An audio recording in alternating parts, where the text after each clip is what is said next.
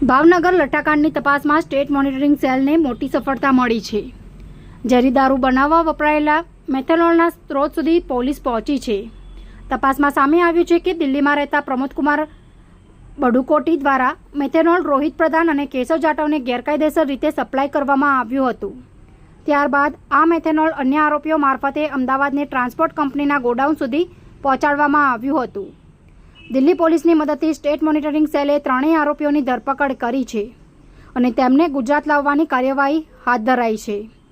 આ કેસની તપાસ ડીજીપી જીએસ મલ્લિકની સૂચનાથી સ્ટેટ મોનિટરિંગ સેલને સોંપવામાં આવી હતી। આરોપીઓને ઝડપી પાડવા માટે 16 ટીમો દિલ્હી, મધ્યપ્રદેશ, રાજસ્થાન, ઉત્તર પ્રદેશ સહિત ગુજરાતના વિવિધ વિસ્તારોમાં તપાસ કરી રહી હતી।